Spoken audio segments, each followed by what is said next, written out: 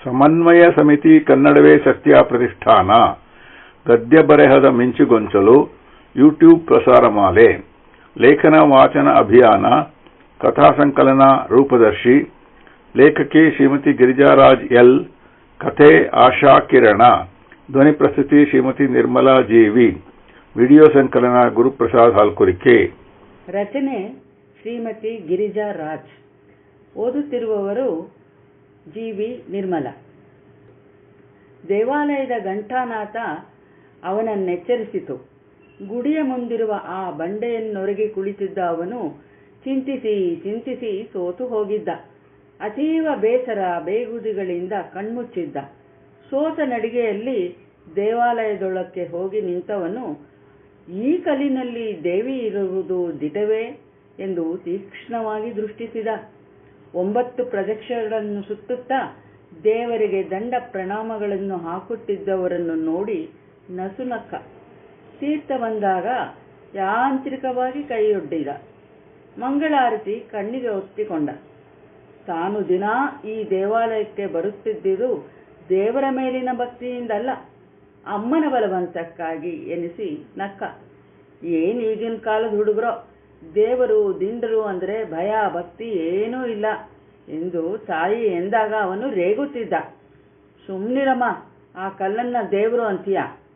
ಆ ದೇವರು ಅನ್ನೋನಿದ್ದಿದ್ರೆ ಇಷ್ಟೆಲ್ಲ ಅನ್ಯಾಯ ಮೋಸ ನಡೀತಾ ಇದ್ರೂ ಯಾಕೆ ಕಣ್ಮುಚ್ಚಿ ಕೂತಿದ್ದಾನೆ? ಬಿಡ್ತು ಅನ್ನೋ ಮಗು, ಹಾಗೆಲ್ಲ ಮಾತಾಡಬಾರ್ದು. ನಂಬಿಕೆ ಮುಖ್ಯ ಕಣೋ. ನಂಬಿಕರೆದರೆ ಓ ಎನ್ನನೇ ಶಿವನು ಅಂತ ಕೇಳಿಲ್ವೇ ನೀನು? ದಿನಾ ನೀನು ದೇವಸ್ಥಾನಕ್ಕೆ ಹೋಗಿ ಭಕ್ತಿಯಿಂದ ಒಂದು ನಮಸ್ಕಾರ ಹಾಕಿ ಬಾ, ಅವನ ದಯೆಯಿಂದ ಬೇಗ ಒಂದು ಕೆಲಸ ಸಿಕ್ಲಿ ಅಂತ ಅಂದಿದ್ರು.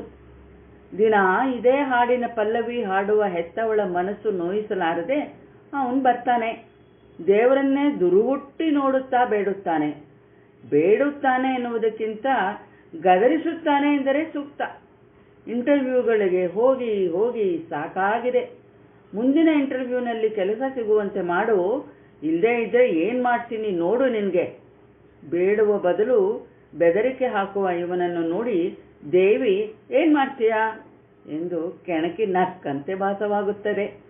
ನಮಗೆ ಪ್ರಾಣ ಸಂಕಟ, ನಿನಗೆಲ್ಲ ಚೆಲ್ಲಾಟವೇ ಎಂದು ಸಿಟ್ಟಿನಿಂದ ದೇವಿಯ ಮೂರ್ತಿಯನ್ನು ನೋಡಿ ಅಲ್ಲಿಂದ ಜಾಗ ಬಿಡುತ್ತಾನೆ. ಸ್ವಲ್ಪ ದಿನಗಳಿಂದ ಈಚೆಗೆ ಪ್ರತಿದಿನ ಅವನು ದೇವಸ್ಥಾನ ಬಿಟ್ಟು ಹೊರಬರುವ ಹೊತ್ತಿಗೆ ಪೂಜಾ ಸಾಮಗ್ರಿಗಳನ್ನು ಹೊತ್ತ ತರುಣಿಯೊಬ್ಬಳು ಎದುರಾಗುತ್ತಾಳೆ. ಅವಳು ಮೆಲುನಗುತ್ತಾಳೆ. ಆ ನಗು ಅವನನ್ನು ತಿವಿಯುತ್ತದೆ. ಮನಸ್ಸು ವ್ಯಂಗ್ಯವಾಡುತ್ತದೆ. ಏಯ್ ನನ್ನ ಮಗನೇ, ಅವಳೇನೋ ನಗ್ತಾಳೆ ಅಂತ ನೀನು ಅವಳನ್ನ ನೋಡಿ ಹಲ್ಲು ಕಿರಿಯಬೇಡ. ನೀನು ಉದ್ಯೋಗ ಇಲ್ಲದವನು ಅಂತ ತಿಳಿದ್ರೆ ಅವಳು ನಿನ್ನನ್ನು ತಿರುಗಿ ಕೂಡ ನೋಡೋದಿಲ್ಲ. ಸಾರಿ, ನನ್ನನ್ನು ಕ್ಷಮಿಸು ಹೇವನಿತೆ. ನನಗೆ ಕೆಲಸ ಸಿಗುವವರೆಗೆ ಪ್ರತಿನಗೆ ಸೂಸಲಾರೆ ಎನ್ನುವಂತೆ ದೀನವಾಗಿ ಅವಳನ್ನು ನೋಡುತ್ತಾ ದೂರ ಸರಿಯುತ್ತಾನೆ. ಈಗ ಒಮ್ಮೊಮ್ಮೆ ದೇವಾಲಯಕ್ಕೆ ಹೋಗಿ ಬಾರೋ ಎಂದು ಅವನ ಅಮ್ಮ ಪಲ್ಲವಿ ಹಾಡುವುದನ್ನು ಮರೆತರೂ ಇವನು ದೇವಾಲಯಕ್ಕೆ ಹೋಗುವುದನ್ನು ಮರೆಯುವುದಿಲ್ಲ. ಒಂದು ದಿನ ಯಥಾಪ್ರಕಾರ ಅವನು ದೇವರ ಮುಂದೆ ನಿಂತು ಬೆದರಿಕೆ ಹಾಕುತ್ತಿದ್ದಾನೆ. ದೇವಾಲಯದಲ್ಲಿ ಹೆಚ್ಚು ಜನರಿಲ್ಲ. ಇದ್ದಕ್ಕಿದ್ದಂತೆ ಹೆಣ್ಣಿನ ಕೋಮಲ ಸ್ವರವೊಂದು ಕೇಳಿ ಬಂತು. ತಲೆಬಾಗು ಈ ಬೇಡುವ ಬದಲು ಸೆಟೆದು ನಿಂತು ಬೆದರಿಸಿದರೆ ದೇವರು ಕೇಳುತ್ತಾನೆಯೇ? ತಟ್ಟನೆ ಅವನು ಹಿಂತಿರುಗಿ ನೋಡಿದ. ಅದೇ ತರುಣಿ ನಗುತ್ತಾ ಬೇಗ ಬೇಗ ನಿರ್ಗಮಿಸಿದಳು. ಮನೆಗೆ ದೊಡ್ಡ ಮಗ ಅವನು. ತಂದೆ ಕಷ್ಟಪಟ್ಟು MA ಓದಿಸಿದ್ದಾನೆ. ಅವನ ಹಿಂದೆ ಮದುವೆಯ ಕನಸು ಕಾಣುತ್ತಾ ಇರುವ 2 ತಂಗಿಯರು, ತಮ್ಮ ಮುಂದಿನ ಓದಿಗೆ MA ಮುಗಿಸಿರುವ ಈ MNA ನಂಬಿರುವ 3 ತಮ್ಮಂದಿರು, ಮನೆಯ ಜವಾಬ್ದಾರಿಯನ್ನೆಲ್ಲ ಅವನ ಹೆಗಲಿಗೆ ವರ್ಗಾಯಿಸಿ ಆರಾಮವಾಗಿ ಮೂಲೆ ಸೇರುವ ಆತುರದಲ್ಲಿರುವ ತಂದೆ ತಾಯಿಗಳು. ನಾನು ದೊಡ್ಡ ಮಗನಾಗಿ ಹುಟ್ಟಬಾರದಿತ್ತು ಎನಿಸಿತು ಅವನಿಗೆ. ಎಲ್ಲ ಸಮಸ್ಯೆಗಳಿಗೂ ತಲೆ ಕೊಡಬೇಕು. ಎತ್ತ ಕಡೆಗೆ ತಿರುಗಿದರೂ ನೋ ವೇಕೆನ್ಸಿ ಬೋರ್ಡು ಕನಸಿನಲ್ಲೂ ಕಾಡುತ್ತೆ. ಆಗಾಗ ಅವನು no vacancy no vacancy, vacancy ಇರುವುದು ಯಾವಾಗ ಎಂದು ಕನಸಿನಲ್ಲಿ ಕೂಗಿ ಮನೆಯವರೆಲ್ಲ ಬೆಚ್ಚಿ ಎಚ್ಚರಾಗುವಂತೆ ಮಾಡುತ್ತಿದ್ದ. ಈ ಅಣ್ಣನಿಗೆ ಏನಾಗಿದೆಯೋ, ರಾತ್ರಿ ದಿನ ವೇಕೆನ್ಸಿ ವೇಕೆನ್ಸಿ ಅಂತ ಹೊಡ್ಕೋತಾನೆ. ಎಷ್ಟು ಸುಂದರವಾದ ಕನಸು ಕಾಣ್ತಾ ಇದ್ದೆ, ಎಲ್ಲ ಹಾಳು ಮಾಡ್ದ ಎಂದು ಕೊನೆಯ ಷೋಡಶಿ ತಂಗಿ ಗೊಣಗುಟ್ತಿದ್ಲು. ಒಂದು ದಿನ ಅವನ ತಂಗಿಯೊಬ್ಬಳು ಬಂದು, ಅಣ್ಣ, ಇಂಟರ್ವ್ಯೂ ಇವತ್ತು ಬೇಗ ಹೇಳೋ ಎಂದು ಎಚ್ಚರಿಸಿದಾಗ ನಿರಾಸೆಯನ್ನು ಹಿಂದೂಡಿ ಹೊಸ ಹುಮ್ಮಸ್ಸಿನಿಂದ ಮೇಲೆದ್ದು ಸ್ನಾನದ ಶಾಸ್ತ್ರ ಮಾಡಿ ಹಿಂದಿನ ದಿನ ರಾತ್ರಿ ಇಸ್ತ್ರಿ ಮಾಡಿದ್ದ, ಪ್ರತಿ ಇಂಟರ್ವ್ಯೂ ದಿನಗಳಿಗೆಂದೇ ಮೀಸಲಾಗಿಟ್ಟಿದ್ದ ಆಕಾಶ ಬಣ್ಣದ ತುಂಬು ತೋಳಿನ ಶರ್ಟು, ಬೂದು ಬಣ್ಣದ ಪ್ಯಾಂಟು ಧರಿಸಿ ಮಾರ್ಕ್ಸ್ ಕಾರ್ಡ್ ಫೈಲ್ ಹಿಡಿದು ನಡೆದ. ಇದು ಕೊನೆಯ ಇಂಟರ್ವ್ಯೂ ಆಗಲಿ, ನಮ್ಮೆಲ್ಲರ ಕನಸು ನನಸಾಗಲಿ ಎಂದು ಮನೆ ಮಂದಿಯೆಲ್ಲ ಯಥಾಪ್ರಕಾರ ಹರಿಸಿ ಕಳಿಸಿದರು. ಅವನ ಸರದಿ ಬಂದಾಗ ಬಾಡಿದ ತುಟಿಗಳ ಮೇಲೆ ನಾಲಿಗೆ ಆಡಿಸಿ ಒಳಗೆ ನಡೆದ. ಕೆಲಸಕ್ಕೆ ಬಾರದ ಪ್ರಶ್ನೆಗಳ ಸುರಿಮಳೆ. ಯಾಕಾದರೂ ಇಲ್ಲಿಗೆ ಬಂದನೋ ಎನಿಸಿತು ಅವನಿಗೆ. 28 ಇಂಟರ್ವ್ಯೂಗಳಲ್ಲಿ 28 ಜನ ಕೈಯಾಡಿಸಿ ಮೆತ್ತಗಾಗಿದ್ದ ಮಾರ್ಕ್ಸ್ ಕಾರ್ಡ್ ತಿರುವಿ ಹಾಕಿದೆ.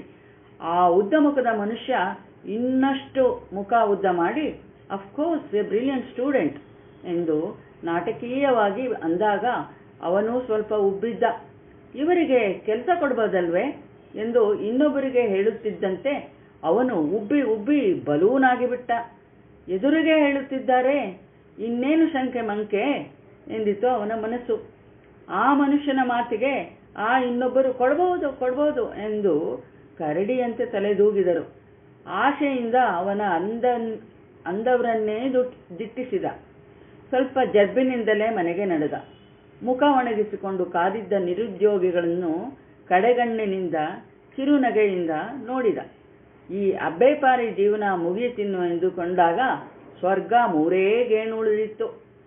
ತಂಗಿಯರ ಕನಸು, ತಮ್ಮಂದಿರ ಓದು ಎಲ್ಲ ನೆನಸಾಗುವುದು. 1 ವಾರವಾಯಿತು, 2 ವಾರವಾಯಿತು, 1 ತಿಂಗಳಾಯಿತು. ಬರಲಿಲ್ಲ ಕೆಲಸದ ಅಪ್ಪಣೆ ಚೀಟಿ. ಅಮ್ಮನ ಬಲವಂತಕ್ಕೆ ಮತ್ತೆ ದೇವಸ್ಥಾನಕ್ಕೆ ಅಲಿಯುತ್ತಿದ್ದಾನೆ. ಅವಳು ಬರುತ್ತಾಳೆ, ಮೆಲುನಗುತ್ತಾಳೆ. ಪ್ರತಿ ನಗೆಯ ಮೂಲಕ ಗ್ರೀನ್ ಸಿಗ್ನಲ್ ಕೊಡಲು, ಪ್ರೇಮಲೋಕಕ್ಕೆ ಹೋಗಲು ಕೆಲಸದ ಪಾಸ್ಪೋರ್ಟ್ ಸಿಕ್ಕಿಲ್ಲ. ತಂಗಿಯರ ಮದುವೆಯಾಗಿಲ್ಲ, ತಮ್ಮಂದಿರ ಓದು ಮುಂದುವರೆದಿಲ್ಲ. ಅಪ್ಪನ ಹೆಗಲ ಜವಾಬ್ದಾರಿಯ ಬೇತಾಳ ಅವನ ಹೆಗಲೇರಿಲ್ಲ.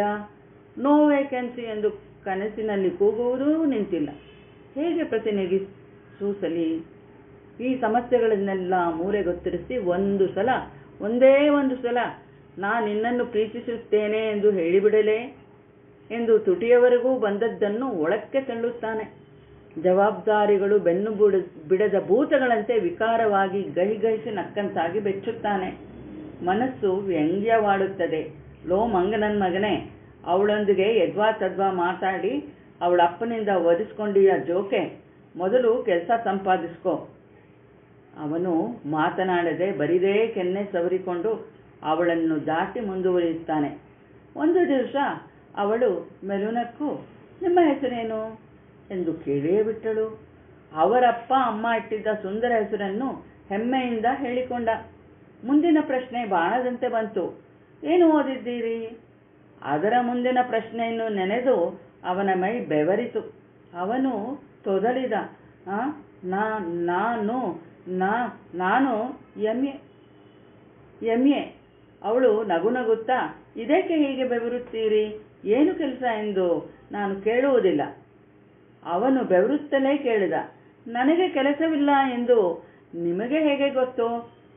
ಅವಳು ಮತ್ತೂ ನಗುತ್ತಾ, ದಿನಾ ದೇವರನ್ನು ಬೆದರಿಸುತ್ತಿರುತ್ತೀರಿ, ಮುಂದಿನ ಇಂಟರ್ವ್ಯೂನಲ್ಲಿ ಕೆಲಸ ಸಿಗುವಂತೆ ಮಾಡು, ಇಲ್ಲೇ ಇದ್ರೆ ಏನ್ ಮಾಡ್ತೀನಿ ನೋಡು ನಿನಗೆ ಅಂತ ಅಂದ್ಲು.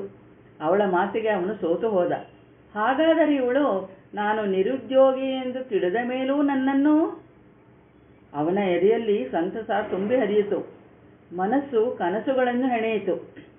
ಅವಳು ಏನನ್ನೋ ಯೋಚಿಸುತ್ತಿದ್ದಂತೆ ಕಂಡಿತು. ಏನು ಅಷ್ಟು ಗಾಢವಾಗಿ ಯೋಚಿಸುತ್ತಿದ್ದೀರಿ ಎಂದ. ಅವಳು, ನಾನೊಂದು ಸಲಹೆ ನೀಡುತ್ತೇನೆ, ತಪ್ಪು ಭಾವಿಸಬೇಡಿ ಎಂದಳು. ಅವನು ಈ ರೀತಿ ಮಾತನಾಡಿ, ನಿಮ್ಮ ಆತ್ಮೀಯತೆಯ ಮಧ್ಯೆ ಶಿಷ್ಟಾಚಾರದ ಗೋಡೆ ಕಟ್ಟಬೇಡಿ, ಏನು ನಿಸ್ಸಂಕೋಚವಾಗಿ ಹೇಳಿ, ಅದು ಉತ್ತಮ ಸಲಹೆಯಾಗಿದ್ದರೆ ಖಂಡಿತ ತೆಗೆದುಕೊಳ್ಳುತ್ತೇನೆ ಎಂದ. ನೋಡಿ, ಸ್ವಲ್ಪ ಯೋಚಿಸಿ, ಸರ್ಕಾರ ಎಷ್ಟು ಜನರಿಗೆ ಕೆಲಸ ಅಂತ ಕೊಡಲು ಸಾಧ್ಯ? ಪದವೀಧರರೋ ಕಾರ್ಖಾನೆಯಲ್ಲಿ ಉತ್ಪತ್ತಿಯಾಗಿ ಹೊರಬಿಡುವ ವಸ್ತುಗಳಂತೆ ವಿದ್ಯಾಲಯಗಳಿಂದ ತಯಾರಾಗಿ ಹೊರಬರುತ್ತಿದ್ದಾರೆ. ಕೈಯಲ್ಲಿ ಯಾರೂ ಕದಿಯದ ಆಸ್ತಿ ವಿದ್ಯೆ ಇದೆ, ಮೈಯಲ್ಲಿ ಶಕ್ತಿ ಇದೆ.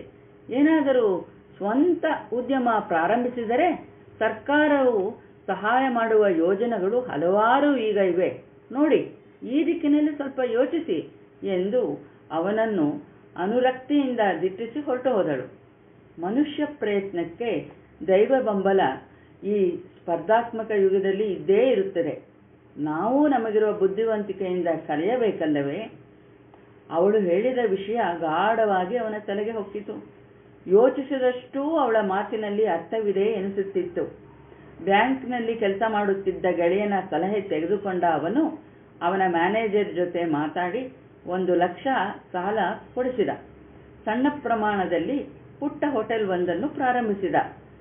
ಅದು ಉಡುಪಿ ಕಡೆಯಿಂದ ಬಂದ ಭಟ್ಟನೊಬ್ಬ ಇವನ ಒಳ್ಳೆಯತನವನ್ನು ಕಂಡು ಇಲ್ಲೇ ನೆಲೆ ನಿಂತ. ಅವನ ಕೈ ರುಚಿಯಿಂದಾಗಿ ಬಲುಬೇಗ ಜನಾನುರಾಗಿ ಹೋಟೆಲ್ ಎಂದು ಹೆಸರಾಯಿತು.